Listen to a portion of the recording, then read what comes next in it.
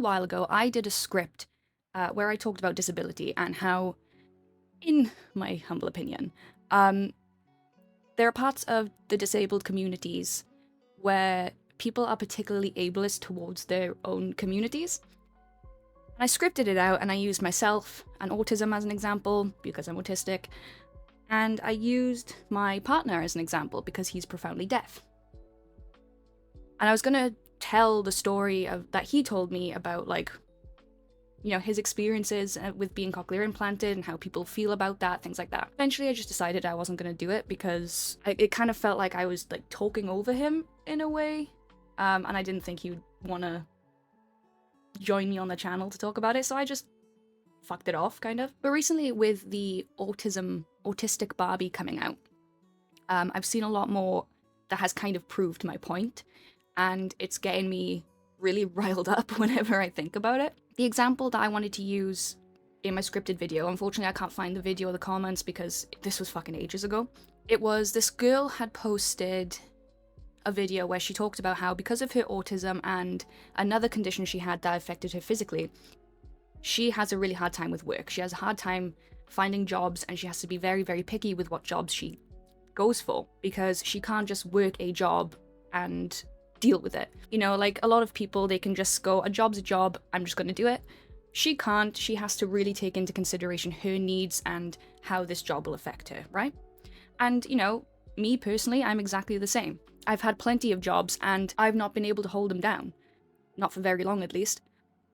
Because they didn't meet my needs. I enjoyed the jobs, don't get me wrong. Even the most mundane ones, I enjoyed them. But I couldn't cope with certain things in those jobs, and it led to me being very overwhelmed, being burnt out, being depressed, so on and so forth. And so I have to be quite particular in what I choose. So, you know, once I leave university this year and I start looking for jobs, I have to be very picky, and I have to really go for something that I know will suit my needs, because it really does put my health at risk if I don't. I mean, even when I got diagnosed, the practitioner who diagnosed me and discussed my diagnosis with me, she told me that she didn't see me getting a job. She said that I should try and apply for disability as soon as possible, because she didn't see me holding a job unless it was part-time or something that I was incredibly passionate about. And I agree with her, given my track record, you know? And that's the case for a lot of autistic people, a lot of disabled people in general. But in the comments, there was a girl who commented saying, oh, well, I'm autistic and I have BPD and I can work just fine. You're just lazy. The diagnosis for autism is literally called autism spectrum disorder. It is called a spectrum for a reason, because every single person is completely different. There's a saying, if you've met one autistic person, you've just met an autistic person. You haven't met autism, because everybody is completely different, right? You know, we have different levels of needs. It used to be called high functioning and low functioning, now it's levels. So you have level 1 to level 5. Level 5 is the highest need, level 1 is the lowest. When I got diagnosed, I don't know why, but they didn't give me a level. I think it's because they're a private autistic diagnosis thing, clinic, so they didn't give out levels. If I had to guess, I'm probably like level 2 to 3, so I'm not profoundly autistic. My experience is different to other autistic people's experiences. There are other autistic people who are great with work, who can function in work, and really enjoy it because it's so rigid and routine. I can't do that. Some people need that rigidity, whereas I need a little bit more fluidity in my routine. Don't get me wrong, right? Obviously, the more that autism is known about, the more people are getting diagnosed, the more people are talking about it, right? Which is a good thing. It's really good that we're talking about it and making it more known, because for a long time, people thought that autism was just profound behavioral issues, fucking violence, things like that. People thought that. People thought that it was low intelligence, all that kind of stuff, right? And so for people like me to come out and be like, hey, I'm autistic actually, and this is how it affects me, that's really good. If it wasn't for the people talking about it publicly, a lot of us would never have even considered that we might be autistic and would never have gotten a diagnosis. But I think the problem that comes with that is the fact that the voices that I hear the most are oftentimes the ones that have the lower needs. And I think we are forgetting about people with higher needs. And we are forgetting that it is, in fact, a spectrum. Luckily for me, before I even got diagnosed, I had experiences with autistic people who were profound. I worked in a home for autistic people who needed pretty much 24/7 care. They needed help showering, they needed help to travel, they needed help to eat. They needed you to cook for them. They needed you when they were distressed, right? I've also had loved ones who were profoundly autistic. And so I've seen that side, and I've accepted that side. But then I've also lived the side where it's not as profound. Yes, it still is hard to live with, but it's not as profound. And so I think that allows me to kind of realize, like, hey, it's not just me and people like me. There are people out there who are different from me, even though they have the same diagnosis. With the Autistic Barbie, there's so many people who've been complaining about the fact that this Barbie doll does not represent them. It's a bad take on autism. It's a stereotype of autism. And the thing is, yeah, it doesn't represent every single autistic person, but it does represent some. The doll is literally modeled after a real autistic girl. There's this little girl who this doll is made after. So it does represent people. Like, yes, I don't wear ear defenders. I probably should, because I hate overwhelming sounds. I wear my loops. I wear my almost noise-cancelling headphones when things get too overwhelming. I don't have a fidget spinner, but I do have my little Nido cube whenever I need it. I don't have an AAC device, but whenever I do feel like I can't really verbalize, I use sign language, or at least I try. So yeah, I may not be the exact same as this doll, but I have similar, not necessarily needs, but I have similar struggles, I don't need my Nido cube all of the time, whereas the person who this doll is made after, or the people that this doll represents, might need their AAC device on them at all times.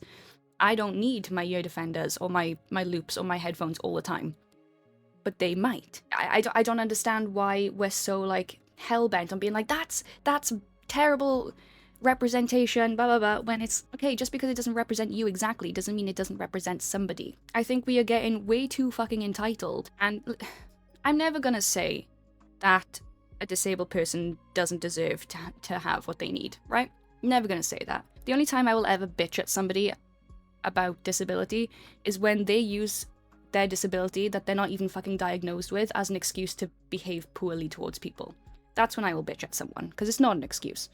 However, I'm not going to bitch at people for wanting representation. But the thing is, when you're sitting there saying, oh, well, Dr. Murphy is a terrible representation of autism, or House is a terrible representation for autism, or even Music, the one by Sia, which I haven't watched because I know it's bullshit, but even that, terrible representation of autism. Maybe yours, yes, but that doesn't mean that there aren't autistic people out there who match these descriptions, who are like these characters.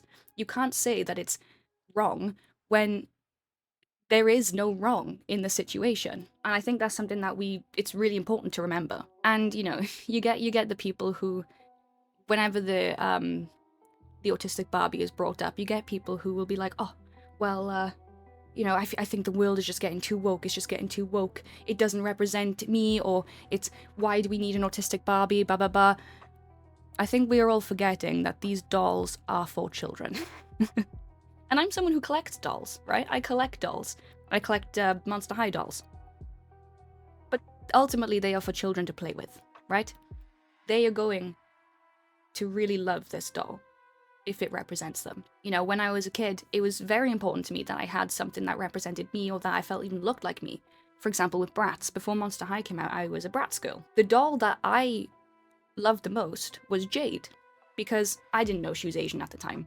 But all I saw was that she was this pale girl with dark hair and dark eyes. The only doll that I felt represented by in that group was one of a different race, because the white girl in the whole group was blonde with blue eyes, and I'm not that, obviously, I never have been. So it is important to feel a little bit of representation in the dolls and to feel connected with them, because it makes you feel comfortable. There's a company, I can't remember the name, if I remember it, I will put it in, but there's a company that does like disability aids for teddies and dolls. So for example, they will 3D print cochlear implants for teddy bears, or they'll do things for like diabetes and even like broken legs, things like that. Anything that might involve surgery or illness, anything, they will create these things that will fit a doll or a teddy bear. And you might think, why would a child need that? But consider how comforting that is. If you were a child who was going through surgery, who was going through illness, who was going through a condition, imagine how comforting that would be to know, well, I got my teddy bear. My teddy bear understands, or my doll understands. And yes, that may sound stupid to adults, but for like a 6-year-old, it's going to be very comforting, right? When I saw the Autistic Barbie, the only criticism that I had was that it looks like the dress is really itchy. But then again, that dress might be really comfortable for another autistic. For me, I feel like it would drive me insane. Other than that, I didn't care that it didn't represent me fully, right? I didn't give a shit, because it's a stepping stone. You know, I've seen Barbie dolls with hearing aids, and I've never gone, oh, well, where's the cochlear implants then? Why do they have hearing aids and not cochlear implants? No, instead I went, okay, that's really cool. Hopefully one day they'll add cochlear implants. It's as simple as that. They've made a step towards it. When I saw the wheelchair Barbie, I didn't go, well, what about people with prosthetics? What about people... No, I just went, oh, cool. Maybe one day they'll add prosthetics. And they did. You know, there's always a start to something. Just because it's not you just yet doesn't mean it won't be you in the future. You know, maybe one day they'll add an autistic Barbie who wears all the same color. Maybe one day they'll add an autistic Barbie who has really short hair because long hair is overstimulating on their neck. You never know what they're gonna add, right? They might add an autistic Barbie that has a bunch of, like, keychains and jingly things on their belt because they like the sound. But just because they haven't done it yet doesn't mean they're not going to do it. And even if they don't, be happy that they've at least done some sort of representation. And they've made some children out there really happy, and even some adults out there really happy. That's what matters mostly, ultimately. There's a hair in my coffee. Do you like my mug, by the way? I've also seen some posts from the autism mums, and I never really came across these guys before, but since this Autistic Barbie thing has come out, I've seen a lot of it, and I realized why people don't like them. So the first one I saw was an AI-generated dolls of, like, the autistic dolls, right? And it was a doll that had a McDonald's and a balloon, bruises all over their arms, you know, like, crap all over their t-shirts, like, stains and shit. And when called out for this, because it's quite distasteful, you know, these mothers would be like, oh, well, it's funny, it's just funny. Your child beating themselves up because the only thing that they can eat comfortably is McDonald's chicken nuggets is funny? Making fun of that is funny? I mean, I beg to differ, to be honest. And then you have the other ones who make themselves into dolls, where they have the happy little autistic children around them, but they are disheveled, exhausted, full of stains, messy hair. They have a way of making it about them, of making their children look like burdens. And that is really fucking depressing, and now I realize why autistic mums, the stereotype, are shit. There's nothing worse than, like, families who make your disability about them. Like, yeah, you know, it's hard for them too, but come on.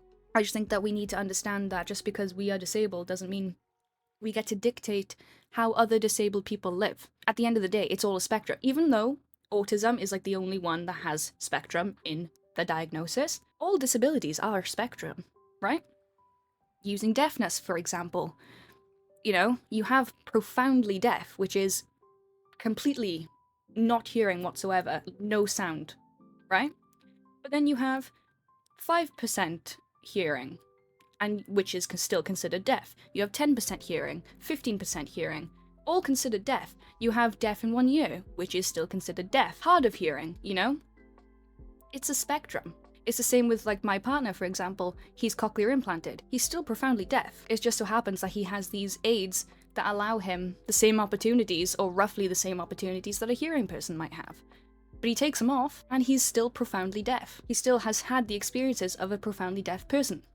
There is very different experiences and a wide variety of needs within disabilities. Just because you have it doesn't mean you can tell other people what they should and shouldn't feel, or should and shouldn't do. I had to cut it short because my mother walked in, and I don't like recording when someone else is in the house. But yeah, basically all I'm trying to say is you can't dictate how other disabled people should feel, or what represents disability, when there is such a wide variety. Just don't be a dick, basically.